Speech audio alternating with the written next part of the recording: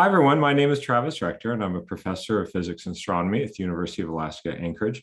And I'm also one of the organizers for a group called Astronomers for Planet Earth, which is an organization that's working to help astronomers, students, and educators be more informed about climate change, and most importantly, what we can do to solve it.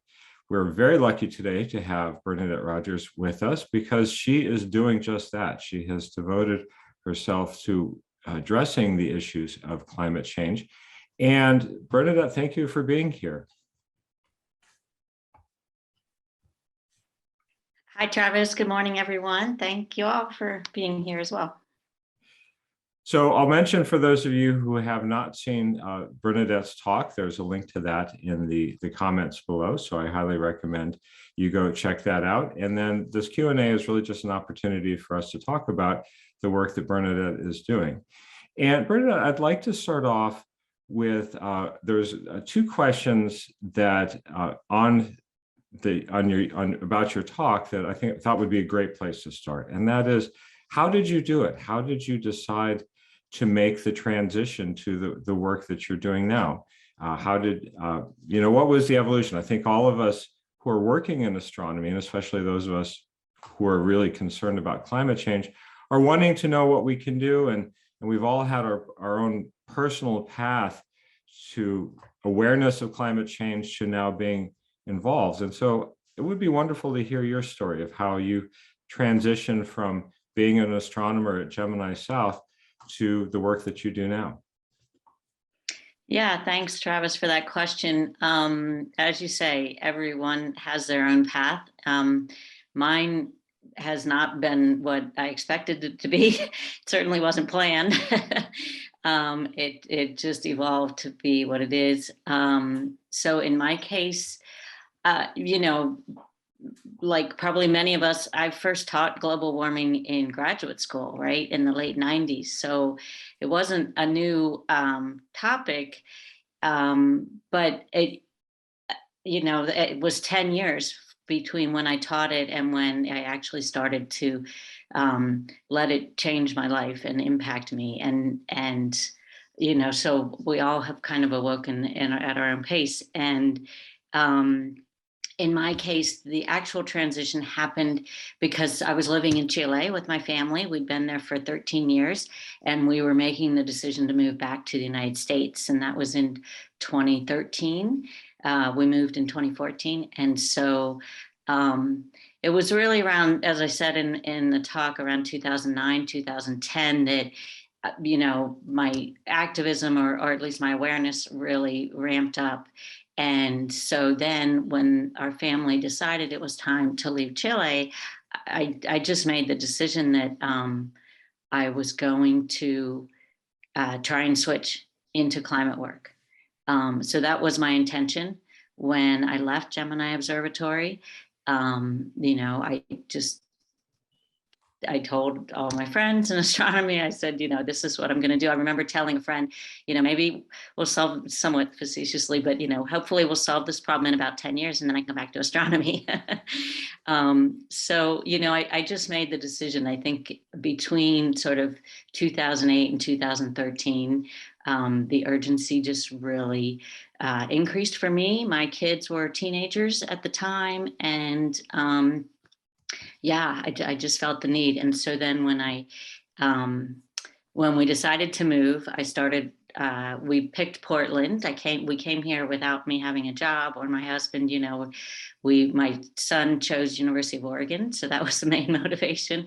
And we liked the West Coast, and we had lived in Seattle and California. So anyway, we picked Portland, sort of just kind of not quite randomly, but without a real plan. And I spent a while looking for work in climate. I was hoping to use not so much my astronomy background, but just my general science background and my management experience from being a manager at Gemini. I hoped would help me land a job in climate work. That didn't happen. It turned out to be harder than I expected. And I'll confess that maybe I didn't try as hard as I could have either. But anyway, after about a year, I decided to switch into teaching, and then and then do climate change as volunteer work. And then once you're not looking for a job and you offer to volunteer, of course, there's lots of opportunity. And I chose 350 as sort of my first activist home, and that kind of just got the whole ball rolling. So it was a conscious decision, but it felt, it just felt unavoidable. I mean, it was just something I reached a point where I just couldn't not do it, I guess. I'm curious, was there a particular watershed moment that tipped the scales for you? I know that many of our A4E colleagues in Europe were attending a conference, and there was a heat wave, and they were in a building with no air conditioning, and it was a very, tactile experience as to how climate change is affecting us. Was there, a moment for you when you realized, I can't ignore this any longer. I need to make this a priority. Yeah. So it was a more gradual awakening, I guess. There wasn't a particular moment associated with like climate or weather, but the one thing I mentioned in the talk is when I heard that John Lacey stepped away from SOFIA, and I had several friends at Gemini that moved from Gemini to the SOFIA project, which SOFIA Observatory, of course, is a big 747 with telescope in it. And people were asking me when I said I was moving back to the US, I had friends at SOFIA that asked me to come there. And it's a fascinating project. I mean, I got to fly once on Kuiper years ago. And so when John Lacey, I found out he was stepping back from it because of the carbon emissions, that was kind of a tipping point for me. It was like, wow, like we really have to change our lives for this problem. We really have to let it sink in and affect us. We can't just be worried about it and read the news and, sign petitions and vote, although we have to do all those things too. But we have to change. And I guess, not to give John Lacey too much credit, because I don't think he would want it, but that was a moment for me that was kind of a wake-up call. And then it got me started doing some activist work. And then the more I met other people and found out what other people were doing, it kind of grew from there. That was the closest thing to sort of a single moment, but it was more of just a growing awareness and an inability to ignore it after a while. And then the move, actually, when our family decided to leave Chile, I liked my job at Gemini quite a bit. But once we made the decision to leave Chile, it was kind of a natural breaking point. So rather than look for another astronomy job, I thought, well, now's the time that I can make a move. So interesting. So one of the other questions on your talk on YouTube was really about how can one make that transition? I know many astronomers that have expressed interest or already are transitioning to working on either in climate science or climate advocacy. You talked a little bit about the challenges you faced moving to Portland and doing that. What are some pieces of advice you would give to people who are interested in making that transition? Yeah, I guess, be persistent is the first thing. Just really stick to it and seek out, other people either doing the same thing or doing on paths that you admire or aspire to. There was one comment on YouTube from the talk that asked about this, about the activism versus politics or versus scientific research for that matter, or some other path. And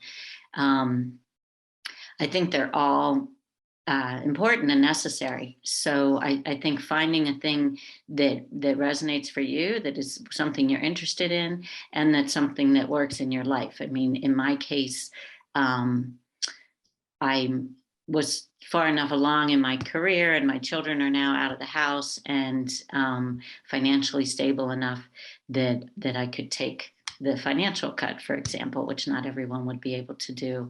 I find the activism work really works for me personally because I find it very inspiring and energizing and fun.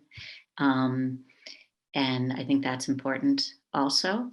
I personally can't see myself going into politics, but I think that's also a really important path. So people can find that interesting for them. That's a good way to go. So I think a combination of sort of looking for what's going to keep you jazzed and inspired and active and not get burned out too fast is one thing. And then, yeah, just really being persistent. I think it's not easy to make this change, and you have to decide like what's going to work for your own personal situation, and then try and find other folks that are doing that. And for me, I'm now involved with a lot of organizations and doing a bunch of different things, but it's all kind of one thing has led to another. So, as we all find, once we start down new paths, that tends to happen. Can you talk a little bit about some of the different kinds of organizations you belong to, and what sort of work do you do? And are there particular things that being a scientist you bring to the table that have been helpful? Sure. So I first learned about 350.org when I was still in Chile. My very first action was 10-10-10, which was on October 10th, 2010, was a worldwide day of action with 350 and an organization called One Sky at the time, which eventually merged with 350. So that was my starting place, even before I came back to the US. And then when I got to Portland, I looked them up and discovered that the 350 PDX, the local chapter, was actually just getting started. So that was my first activist home, and I got involved right from the beginning. Just a couple months after we got here, we did, there was a big climate march in September 2014. People might remember it was a big one in New York and all over. And I helped organize the one here in Portland. And then ended up just a couple months later joining that board of 350 PDX.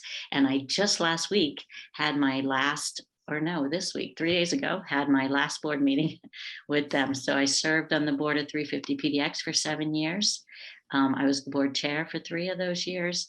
And so that work is the closest thing I would say to what I have done had done in the past, sort of management type work. Being on a board or being a board chair gives you an opportunity to do a lot of that infrastructure, background support, management, budgeting, strategic planning, personnel type work, which I was familiar with from Gemini. So that's been my biggest sort of unpaid job, I would say, these last 7 years. And then other organizations, in 2018, I was trained with Climate Reality Project, which is the organization started by Al Gore, some of you probably are familiar with. And that was, I really enjoyed that training. It wasn't so much new information as it was an opportunity to sort of meet a lot of other people, again, that are interested in this work. And the Climate Reality Project is focused on training people to give presentations and to talk about climate in their own communities and circles. And so I was trained there, and that led me to join the Climate Reality Portland chapter. Extinction Rebellion, I've worked with just because they do direct action, and I feel really strongly about doing that. So I just do actions with them. And then the other board that I'm on now is SustainUS. And so my other sort of passion around this is young people. All of us are seeing how young people are really invested in this and really active, and also need a lot of support. And so a couple of years ago, I was pointed towards this organization called SustainUS, SustainUS, capital US. And I ended up joining their board, and that's a youth-led group that organizes and trains and facilitates youth delegations to the COP and to the World Bank and other big UN meetings. And I was motivated to work with them because they're helping young people, sort of training emerging leaders, and then also working in more global spaces. So 350 PDX is very local focused, which is also important, but I felt a desire to get more involved in the global work. And so I joined SustainUS, and now I'm the chair there. And obviously I'm not a youth, but I, can serve on the board and support them. And then their projects and initiatives are all organized by the young people in the organization. So I think those are the biggest ones. There might be a couple others I'm forgetting, but mostly I've tried to match my skills in terms of management and educational experience, outreach, speaking. The scientist piece of it, as you asked about, I would say certainly it gives me credibility in talks to be able to talk about the science and explain things to people. I teach it in my classes, as I'm sure some of you do, and so, having that science background, people ask me questions, I can talk about it. I can explain graphs. You don't have to be a climate scientist to be able to explain the Keeling curve to people and things like that. So there's that part of it. And then, I think that's the main thing, both in terms of credibility with other people when they say, oh, you're an astronomer, and then they sort of appreciate that you have that background. And then also for myself, when I'm reading and taking in all this news and then trying to present it to people, of course, having a science background is very helpful. And I see Adrian has a question. Adrian, you have a question? Go ahead. Yeah, so this is well, thank you, Bernadette, for talking with us. This is so interesting. You've had so much experience, in many different kinds of organizations. And as you know, Astronomers for Planet Earth is a pretty young organization. And I guess I'd be really interested to know, what your thoughts are about what makes, different organizations successful. And are there particular ways that organizations that you found to be particularly effective have operated, and structures that are, structures or communication methods, or anything that you've noticed, oh, this is really good, or oh, this doesn't work so well? Yeah, that's a really good question.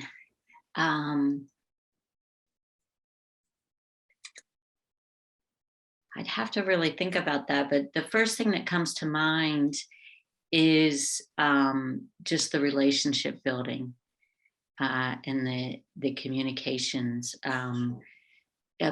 Being now on two boards, and I didn't have any board experience before, but having served now on two boards of two very different organizations, the common denominator, I would say, both in the successes and in the challenges, has been related to relationships.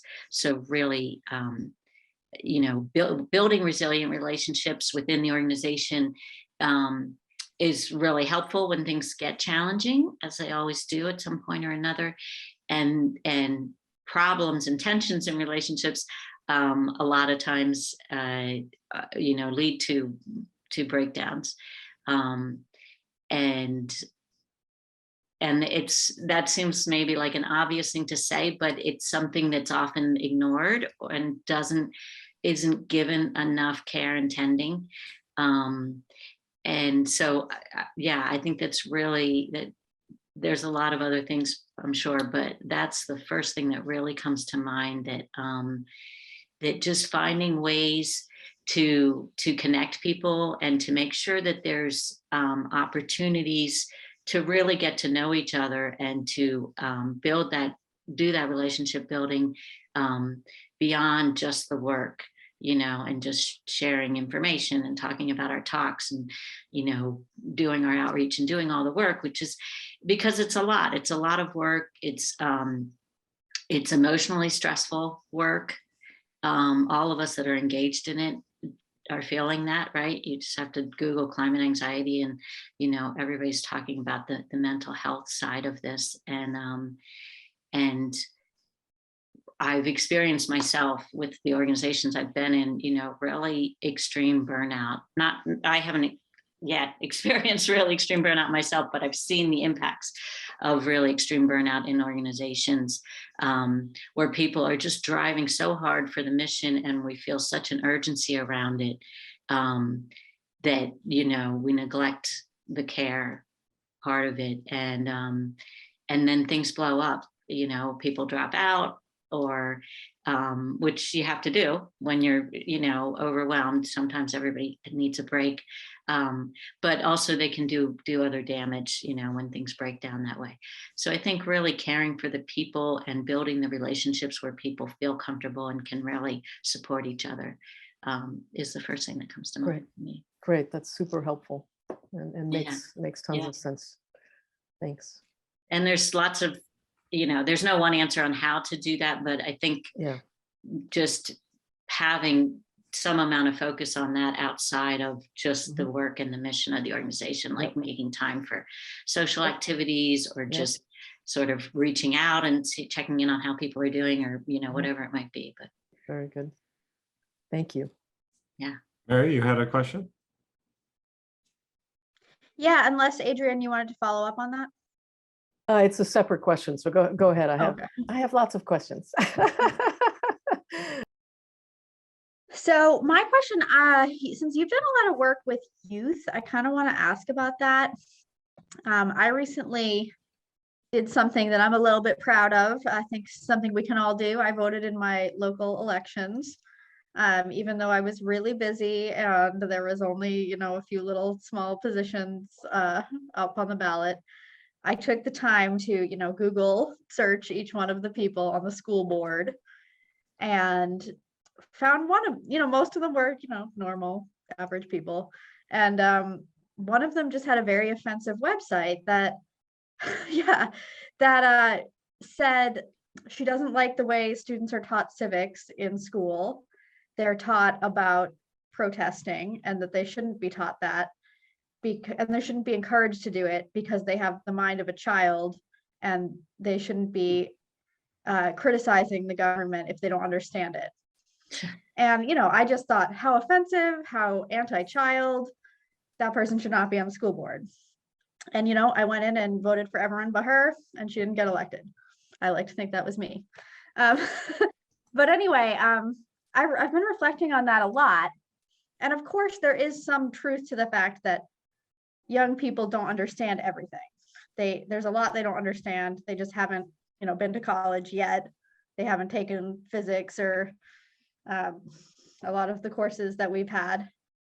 So how do you address that point? And I mean, can the opinions of a youth climate activist be criticized in some way? The way we would criticize anyone else. And how can we make sure that youth are being taken seriously, but that they're prepared to be taken seriously? Yeah, those are good questions. So thank you for voting. I'm really glad that person didn't get elected to the school board. I think local elections are super important, both school boards and if you have, if you get to elect your local utility people, that's obviously a huge place where we can make a difference. And then just city councils and mayors and things like that. But when it comes to youth, okay, so I think personally, a lot of young people are wiser in a lot of ways for not knowing, so-called knowing what all us grown-ups know, right? That they aren't saddled with this belief that, the status quo is necessary or inevitable. that we can't change, or that it's going to be too hard, or that you can't possibly, you know, not have cars, or, you know, whatever. They have a much more wide open vision of the future, which I think we should encourage. At the same time, you know, you're right, of course, that we have to recognize that youth are youth, you know, and respect them at an age appropriate level. You know, I don't think 8-year-olds should be running for president, but they still have a lot to share. And I think really respecting them for what they do know, and for the fact that they're engaged in this question and this issue. You know, these are young civic servants. These are folks that are engaging in civics, and I think we have to applaud that and encourage that. And then at the same time, right, recognize that it's age appropriate. So, you know, you don't go into a middle school and ridicule a child because they don't understand climate science, or say something that's incorrect. I work more with college students and 20-somethings, so not as much with really young kids, but there are really young kids that have been involved in this. There's or that are involved in this, and I think we have to just support them and encourage them in it, as we would for any activity that they would do at an age appropriate level, right? As they get older, you know, if we're talking about college kids and 20-somethings, then sure, they're engaging at a more mature level, and now we can start to, you know, maybe engage in debate and be more critical of the views one way or the other. Honestly, a lot of these folks that I work with now, like in SustainUS, for example, that are in their mid-20s, have been activists since they were in middle school. It's really amazing. They've been living with this problem for 10, 15 years, as have we all. We've all been living with it for even longer than that. But I mean, they got the bug, and they're active, and have been for a long time. So actually, in a lot of cases, they do know a lot. There might be holes in their understanding, but in general, I find a lot of these 20-somethings and young people that are engaged in this are quite knowledgeable. And then, you know, I think we debate them on a respectful, mature level, like we would anyone else. You know, we don't put them down, but we can point out, you know, things that might be missing in their understanding. But honestly, I find it very offensive, as you said, for any adults to say that, you know, to dismiss children's or young people's attitudes on this, because they really are engaged with it. They do know a lot about it, and you know, they're vested in the outcome, and they're paying so much more attention than a lot of older people. So I think we have to take leadership from them and support them. I don't know if that fully answers your question, but does that help? It does, yeah. And actually, just one thing that I was reflecting is that I think that if these things are taught in school, in the curriculum, things about like how protesting can be effective, and maybe how some are, some aren't, and what methods have been most effective historically, I think that would help the students in a lot of ways, and should be in our civics. But that's just me. Yeah, and yeah, to get to the point about protesting, certainly better climate education in schools is a huge thing. You know, I've heard in the past people say, well, we shouldn't be teaching this to young kids because, you know, it's too scary or whatever. And well, we have to teach, again, at always at an age appropriate level, but they're hearing about it already. They know about it, and it's better to educate them than to think it's somehow better to keep them in the blind about it. So I think teaching climate science is important. And then when it comes to the part about protesting,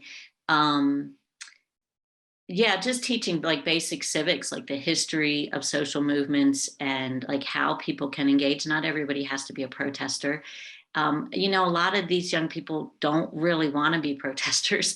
They're feeling, you know, drawn and urged to do it.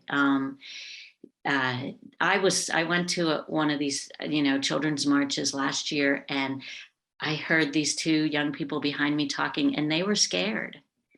And they were talking about how, some of them were excited, like, oh, we're missing school, but I think people that think that that's the majority are missing the point. It's not like these kids are doing this for fun. These two children behind me, they were like 11, 12 years old, and they weren't used to coming into downtown Portland. They were surrounded by all these people. They were nervous. I wasn't talking to them. I was just listening to them talking to each other, and they were really anxious. And, we've heard this from other youth activists that are saying, hey, we're losing our childhood because we have to fight this fight. So it's not like they're doing it for fun. I think they're engaged for a reason. And I don't know that we need to teach them, how to protest at school, but I think supporting them in their right to try and make a change is really important. Thank you. William, you have a question? Yeah. I mean, we talk about something offensive. I was reading an article. It was about Greta Thunberg, and she was talking about she and her activist friends were talking about climate change and how they have to deal with it. And I read a comment at the bottom of the article, and this guy was saying, "Why are we listening to teenage girls?"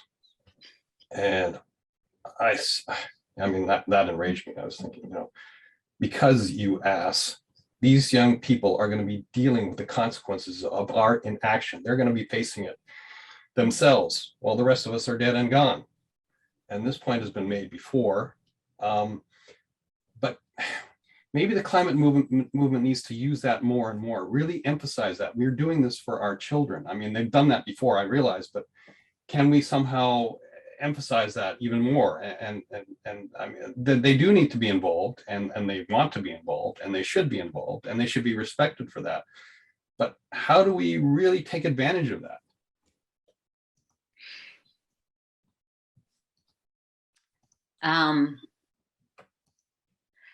Yeah, I mean, the youth movement is so powerful and strong and growing already. I think it's, it can't be ignored. It's they're not going to let us ignore them. So we can push back when we hear comments like that, and we can offer support, our time, our money, financial support, other ways that we can support these organizations.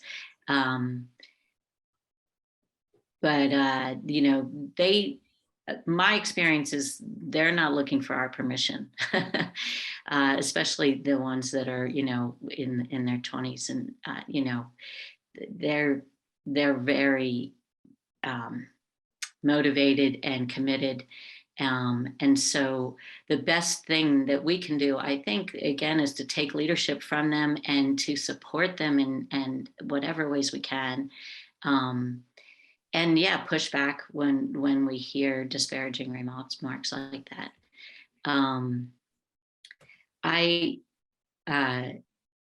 But I think we have to be careful not to sort of put too much weight on the children's and the youth's movement. I mean, I think we absolutely have to support it, and it's been critical in sort of bringing this whole issue to the forefront and making it really, unignorable. But I think I use it in my talk, Greta's quote that says, it's sometimes annoying when adults say, you youth, you're the hope, you'll save the world. She says, well, it would be nice if you helped a little. And I think we need to focus on, why older people aren't doing what the children are doing. Ideally, we would be the ones leading this movement, and we would be able to let the children go back to school and have fun. And so I think we have to question rather than complaining about why kids are doing this, let's complain about why the rest of us aren't doing more of it. We're not supporting them enough. And yeah, and we, you know, they're doing what we should be doing, really. We, just the general older population, have abdicated our responsibility in this regard, and they recognize it and they're stepping up, but that doesn't excuse us from doing the work. All right, thanks. And I have a follow-up question on that. And one of the things I really love about your talk is you give the rainbow of action, from, you know, writing letters to chaining yourself to bridges, right? And I, you know, hopefully everyone can see where they want to be in that. But you mentioned how you do a lot of work with college kids, and I think a lot, you know, a lot of A4E members, including myself, you know, we're teaching in classrooms, and more, you know, one of the things I do in my classes, we just finished our climate change section in my astronomy class, and I ask my students, ask me a question. That's part of their homework assignment. And most of the questions are, what can I do? And I don't feel comfortable as a college professor saying, go chain yourself to a bridge. But how do you work with that group and that setting? What are some things that you tell college kids that may be different than if you're talking to the general public or maybe people of our generation? Yeah, so yeah, as a college teacher also, right, I agree with you. I don't feel comfortable telling my college students to go chain themselves to a bridge. I think really just trying to focus on exposure and awareness. I'm teaching a class right now called Living on Planet Earth, and we just spent the last couple of weeks talking about COP, and some of them had never heard of the COP before, the Conference of Parties, the International Climate Meeting. So I think our best work in that regard is just education. You know, obviously we're educators, so we're, you know, just exposure and showing them what's out there, showing them what the arguments are, what people are doing, and then people can find their own path. But encouraging people to engage in whatever way is, you know, makes sense for them, even if it's just becoming more informed to vote and voting in local elections. Or, you know, visiting your local representatives or something like that.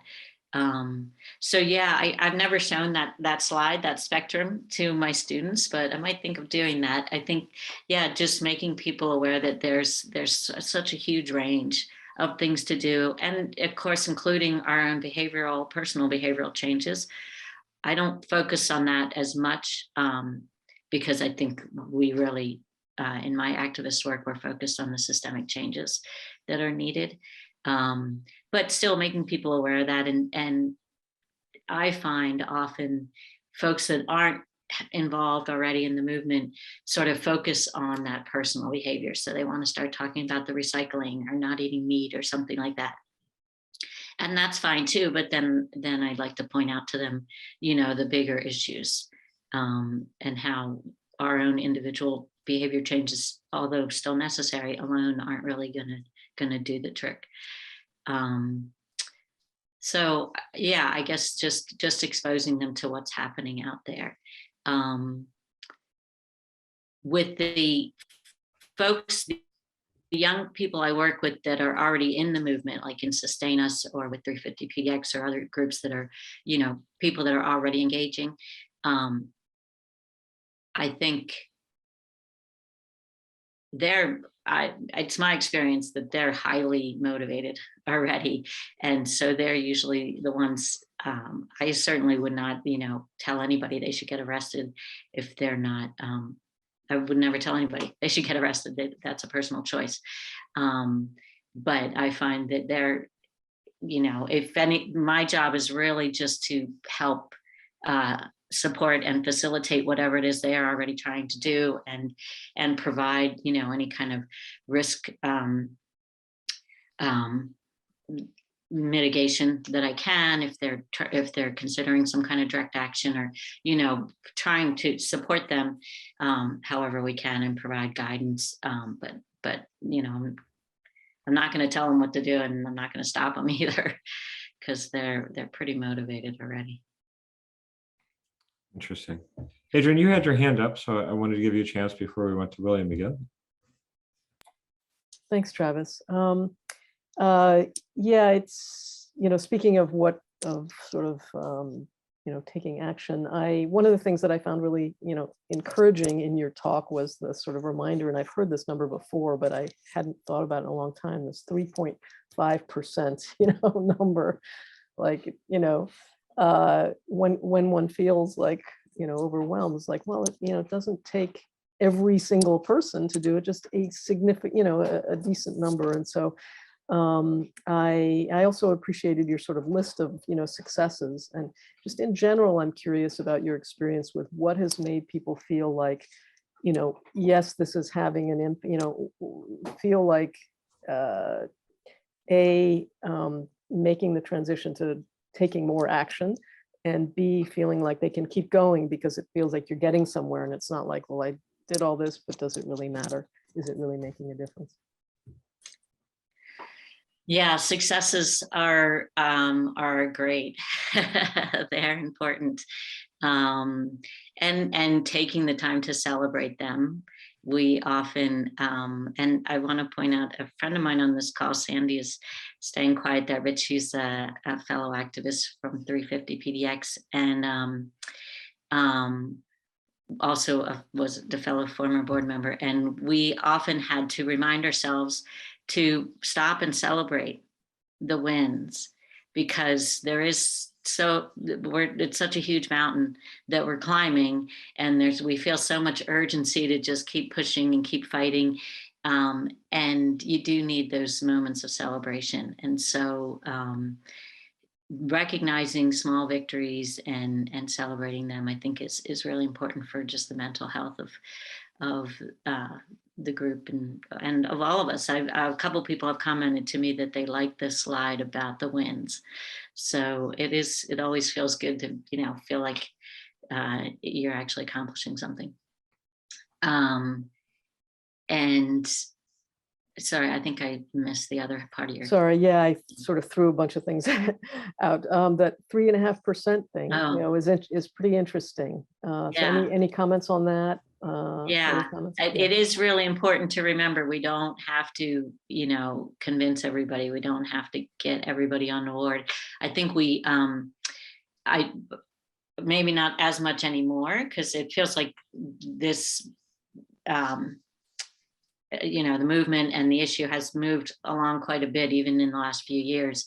But I think in the past, we've expended a lot of energy trying to convert the deniers, and I don't think it's a good use of our time or our energy. I mean, there's always going to be, there's still flat earthers out there, right? There's always going to be some percentage of the population that just is going to argue and write nasty comments in social media and whatever.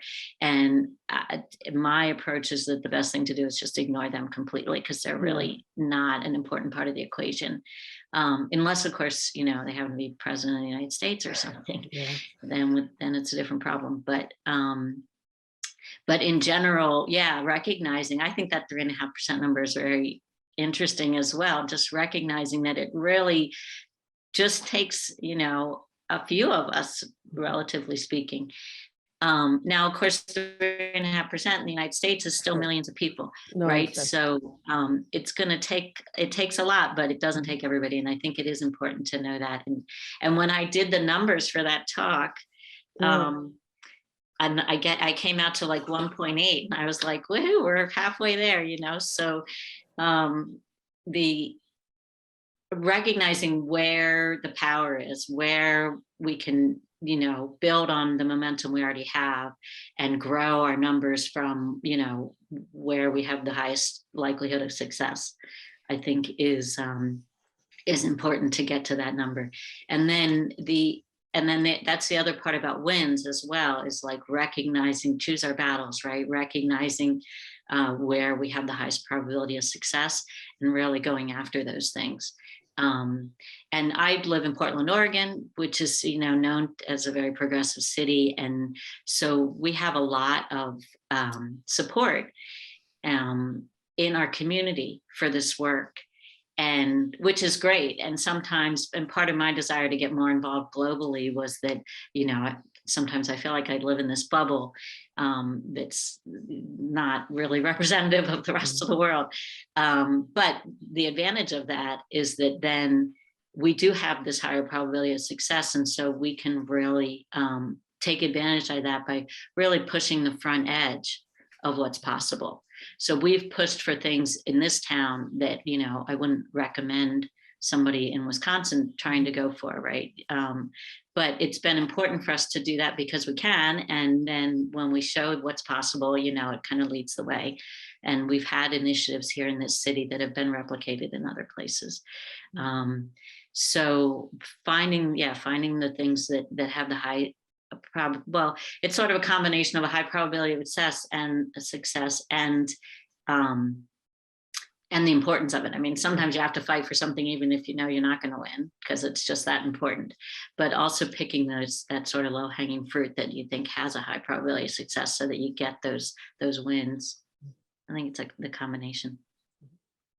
Thank you. William, go ahead. Right. Since you're talking about battles, I wanted to talk about the consequences of such battles. So you're like the battle-hardened soldier from the front lines reporting on the war effort. And since we were talking about being chained a short time ago, I wanted to talk about, I mean, you've been captured by the enemy and released a few times. So I wanted to ask you what it's like to be arrested, what it's like to be in custody. What's the longest time you've been in custody before they release you? And what about the consequences of that? Are you spending a lot of time in court with battles, trials? So I've been arrested just once, and I certainly don't consider myself a battle-hardened soldier. Thanks, Jim. I just saw your note. You know, there are people really on the front lines in this country and around the world that are literally putting their lives on the line. We know environmentalists around the world have been killed. Indigenous folks in this country are being arrested by the hundreds and not being treated well at all in jail and in courts. You know, so I mean, I feel like I'm very much in a position of privilege when it comes to that. I'm not battle hardened, but I have been arrested once, so I can tell you about that experience. I also want to share with you, while we're on this topic, let me grab a link for you real quick. So there's these two films, and the second one just came out, and we were, Sandy and I were on a panel, or listening to a panel last night about it. They're called the Necessity films, Necessity 1 and 2. And they talk about some of this really direct action work. And the second one's actually a lot about what's happening in the Portland, Vancouver, Washington area, which includes a couple cameos of myself. But it's the first one is more about Standing Rock and the valve turners, which some of you might be familiar with. If not, I can tell you about them, but I recommend those films. I was arrested once, and that was when I chose to sit down on the train tracks in Vancouver, Washington, just over the river here from Portland. We were approaching oil by rail, shortly after the Mosher, Washington train explosion, derailment and fire that happened right next to a elementary school in Mosher, Oregon in 2016, I believe that was.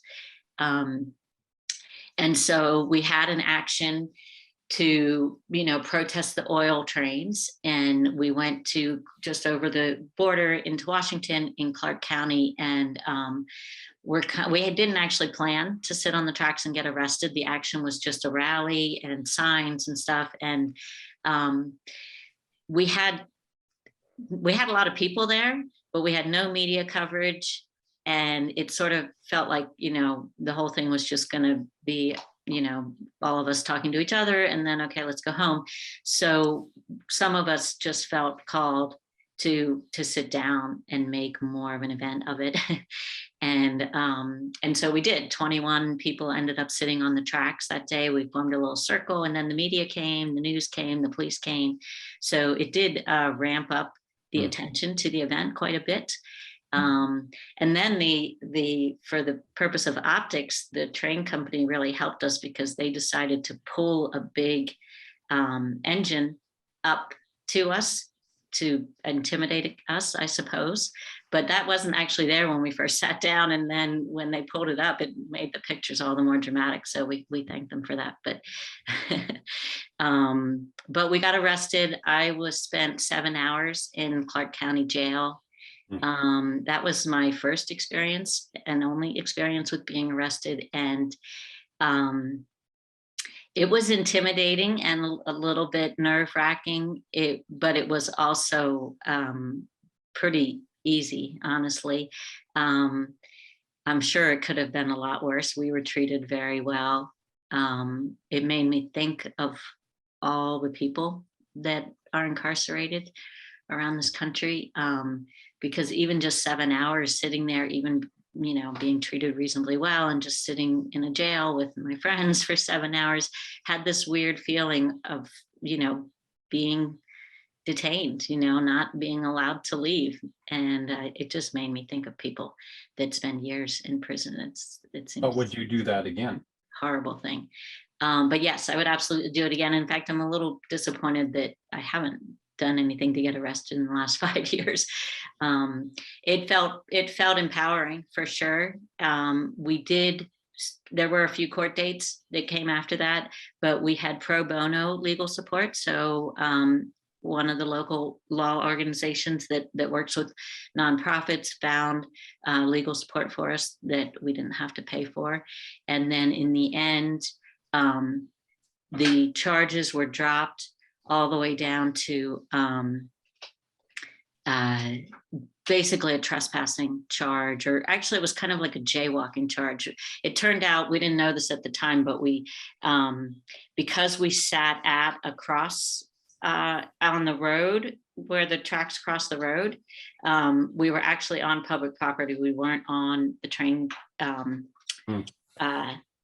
the train company's property. It was a public space.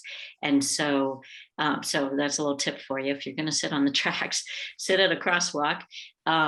It turned out it was public space. And so they could have pursued, they originally charged us with trespassing, then they had to drop that. They could have pursued something else. They could have, for example, charged us for the interference with their commerce, and charged us for time lost, or whatever. They could have tried to do more, but they didn't. They decided it wasn't in their best interest to make a big fuss about it, and we basically got like a jaywalking ticket for being on the tracks at a crosswalk, which cost me like $40 and a few quarter pounces.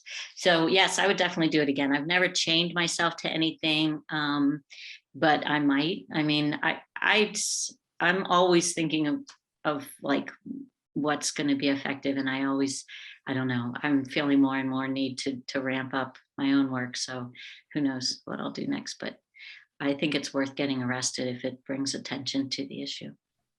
Yeah, so it sounds like different people though may have different experiences, and some might not have as a I guess not exactly agreeable experience, but much less agreeable than what you've had. Because what I'm wondering about is what if people have certain medical conditions and they're stuck in jail where they can't get their regular medicinal treatments. One extreme case would be someone with diabetes, and there are people who have other conditions which are maybe not as bad as that, but they're stuck in jail and can't, get what they need. So, I mean, I don't know what the experience would be like for them, but it could be absolutely horrible for them, and even life-threatening. Yeah, absolutely.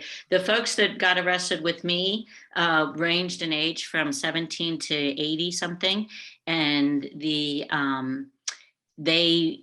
this jail released the older people right away, and they asked us if we had any medical conditions, and people, some of them were released within the first hour or two. But you can't count on that. So I think it's a very personal decision whether you are willing to be arrested. Also, people of color Yeah. suffer, and Indigenous people suffer horribly at the hands of law enforcement. And so, you know, I think that's it can be a very dangerous decision for people. I think those of us, myself, as you know, middle-aged, privileged white person, it's something I can do because I can feel relatively secure that I'm not going to be treated really badly, at least in this country. And so I think that's one place where we can use our privilege and stand in for other folks that can't safely do that. Right. Yeah, thank you. So we only have a few minutes left, and I'm going to take advantage and ask what I think will be the last question. Thank you again, Bernadette, for your time today. It's been really wonderful hearing about this. So as you probably know, a lot of us in A4E are working to help make our profession greener. That is, you know, to get astronomers to reduce our own carbon footprint, not only because we feel a responsibility to do that, but we also want to set an example for others. And so I'd like your opinions on what are some of the strategies that you've used to help influence and motivate in communities? What would you recommend to do within our community of astronomy? What do you think are some good ideas?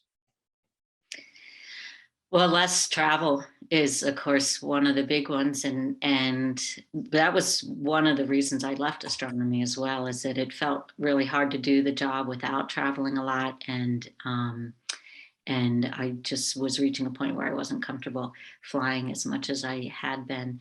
And at the time, you know, people said, well, it's a price you pay for the job. It has to be done. It's interesting now with the pandemic that we've all learned that actually traveling isn't quite as necessary as we thought it was. It still has its place to meet in person, but we can do a lot more of this kind of thing. So certainly really being conscious and intentional about how much you travel by airplanes, I think it's the number one biggest thing.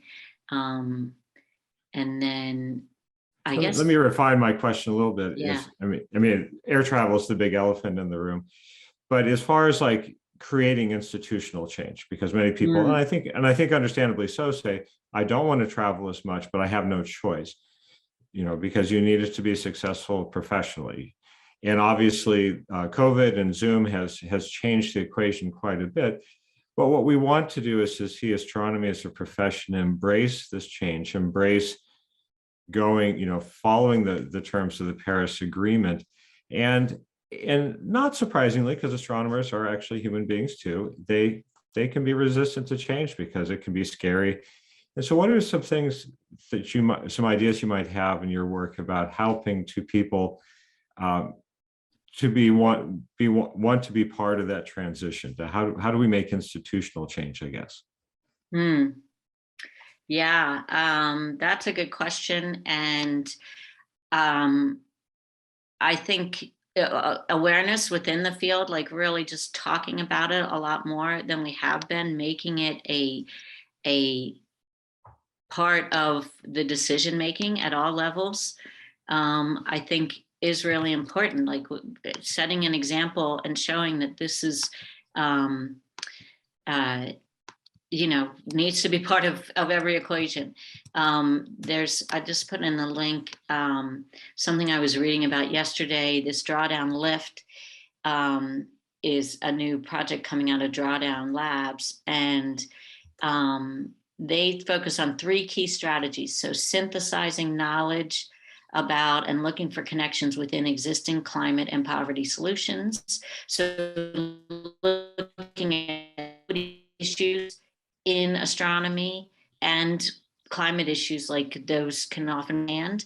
And then connecting with key leaders and broader audiences for win-win solutions, and encouraging decision makers to deploy these. So I think, you know, rather than trying to identify really specific changes, I think the important thing is to be talking about it and to be making sure it's really part of every conversation and part of every decision.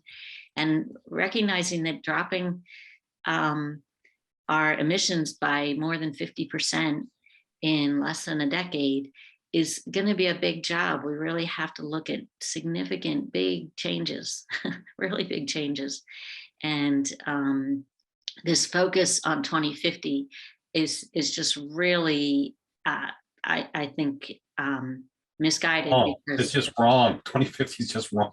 yeah, it's really misguided because it's just as pushing this down the road, which we've already been doing for 30 years. So really focusing on making this a part of every single thing that gets decided, and really dramatic changes. Like, how do we really cut our emissions by more than 50%? And even the 50% number is a global thing. And of course, the US is way above the average. So we should be looking at more than 50%. And I think that has to be part of every institution that you're working with, and every, conversation that you're having in your professional lives. I know we're out of time, but I have a quick question for you all.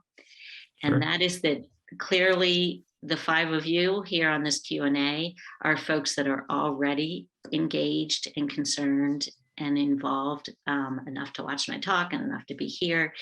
And what do you think are how we can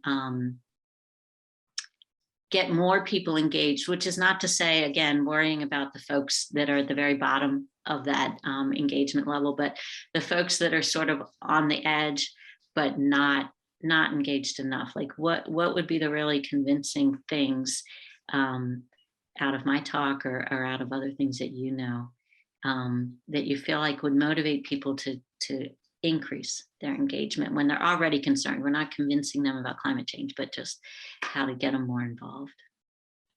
Anybody have any thoughts on that? I have a couple. Quickly, in our remaining minus Sure, 3 I minutes. understand. One is that, I mean, as I said, the one to motivate the, interest in your children. I mean, the devotion to your children. But another thing one thing that I'm interested in is science communication. I mean, we want to get people excited about science because they really understand science. They'll be able to embrace climate change a little better. Well, that really is the million-dollar question, Bernadette. I mean, as we know, even amongst people who are the most concerned or activated about climate change, the majority still really aren't doing much. And I know for myself, I mean, it's been a huge inspiration to see my fellow astronomers take this seriously. Part of it is maybe being in Alaska, I've seen things change faster in a lot of other places. And so for many years, I kind of felt alone. Like, I'm living this nightmare and no one else seems to notice or care. And then you meet someone else who does care, and it's sort of like, oh, okay, I'm not going crazy. And so hearing stories about what you're doing and people who have, who are walking the walk, who are literally, making time and effort to devote to dealing with climate change, whether it be staying in the profession of astronomy or changing careers, or the whole spectrum of, as you say, of options that are out there. And Adrian can talk about this as well. We have a lot of membership in A4E, and we're looking for ways to get people more engaged and more involved. And so that really is the big question for us, is how do we make that transition, help people make that transition? Yeah, and that's part of why I was asking you about sort of organizational structure and things, because we're thinking about that. Because 1,300 people have joined this organization in 2 years, and from many different countries. I think the count is like 69 or something now. But to figure out how to make it work for people, be something that they want to do, and that gives them a way to do something that they feel like gives them a way to do something.